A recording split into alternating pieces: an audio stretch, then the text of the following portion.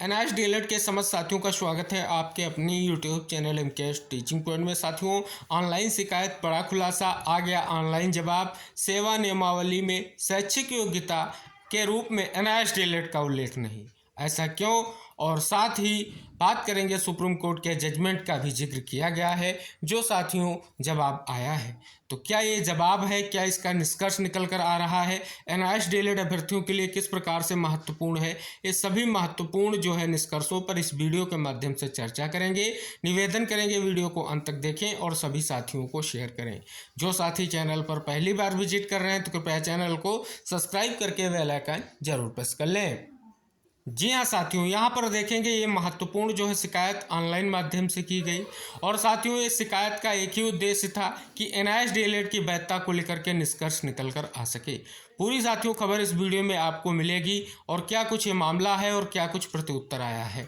साथियों सर्वप्रथम हम जान लें कि क्या प्रत्युत्तर आया है उसके बारे में। यहाँ पर साथियों देखेंगे शिकायत की प्रगति में क्या साथियों निकल कर आया है और साथियों 5/7/2024 को ये साथियों कहीं ना कहीं प्रत्युत्तर आप सभी के सामने दिख रहा है। प्रगति दिख रही है जो शिकायत की गई थी उसकी।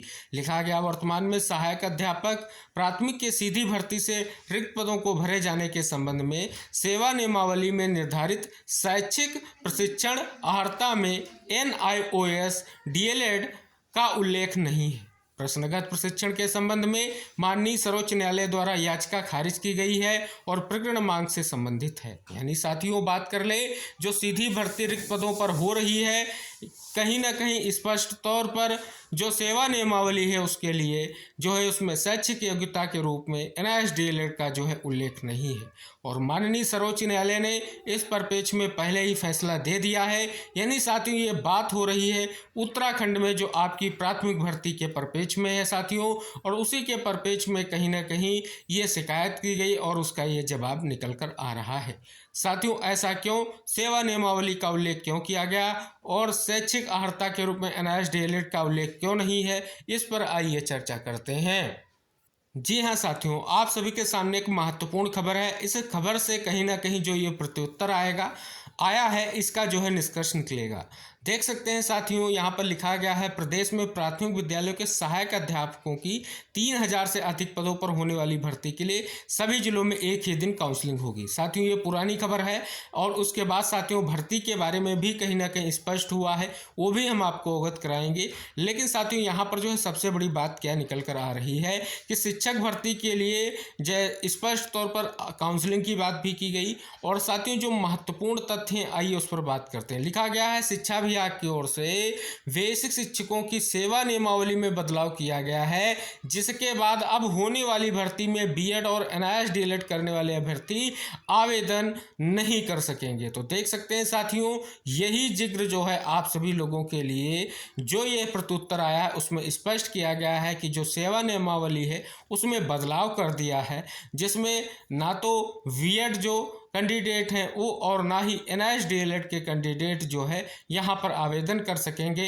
ये स्पष्ट तौर पर यहाँ आप सभी के सामने खबर निष्कर्ष के तौर पर निकल कर आ चुकी है।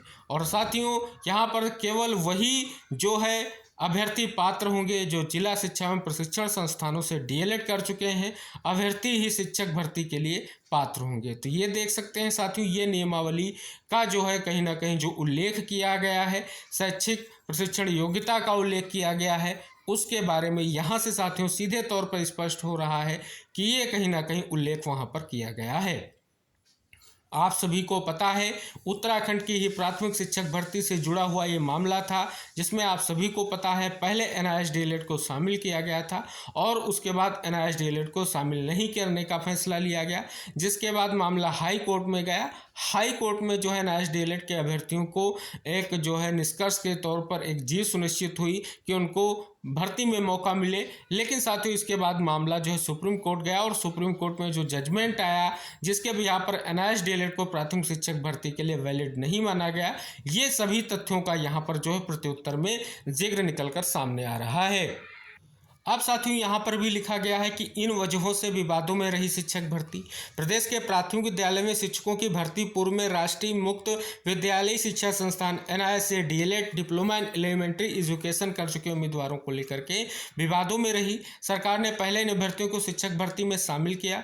इस शासनादेश के 1 महीने के बाद इन्हें भर्ती में शामिल करने के आदेश को रद्द कर दिया, जिससे काफ़ी समय तक मामला कानूनी दांव पेचों में उलझा रहा और अब बीएड को भी शिक्षक भर्ती के लिए अमान्य किया जा चुका है। यानी साथियों देखेंगे NIST DLED का मामला कई जो है कहीं ना कहीं स्पष्ट तौर पर पहले यहाँ पर आदेश आता है, उसके बाद आदेश को रद्द किया जाता है, मामला हाई कोर्ट में जाता है, हाई कोर्ट के बाद मामला सुप्रीम कोर्ट में जाता है।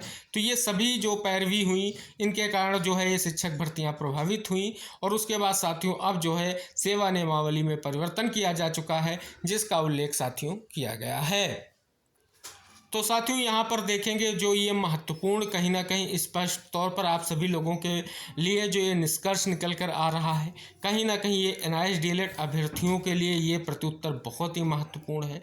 और साथियों ऑलरेडी जो है स्पष्ट तौर पर सुप्रीम कोर्ट के आदेश का जिक्र इस बिहाफ पर किया गया है कि याचिका खारिज कर दी गई। यानी याचिका का अर्थ है मामला निस्तारित हुआ, यानी NIST DLED की जो याचिका थी उसके अगेंस्ट फैसला गया है, आप सभी को पता है, और उसी को लेकर के लगातार प्रयास किया जा रहा है। आने वाले समय में हमारे द्वारा जो प्रयास किए जा रहे हैं, हमारे समस्त साथियों के द्वारा जो प्रयास किए जा रहे हैं, उम्मीद है कहीं ना कहीं उनका निष्कर्ष जरूर निकलेगा। लेकिन साथियों यहाँ पर जो ये आप सभी लोगों के लिए एक महत्वपूर्ण प्रत्युत्तर आया, इसका साथियों निष्कर्ष यही कहता है कि यहाँ पर सीधे तौर पर सेवा नियमावली में NIST DLED जो है शैक्षिक या प्रशिक्षण योग्यता के रूप में कहीं ना कहीं उल्लिखित नहीं है, ऐसा स्पष्ट किया गया है। तो उम्मीद करेंगे जो भी ये निष्कर्ष निकल कर आया है कहीं ना कहीं इसका अनुसरण करना होगा और कहीं ना कहीं समस्त साथियों को प्रयास करना जरूरी है, क्योंकि साथियों आप यहाँ पर देख रहे हैं नियमावली में परिवर्तन से कहीं ना कहीं स्पष्ट तौर पर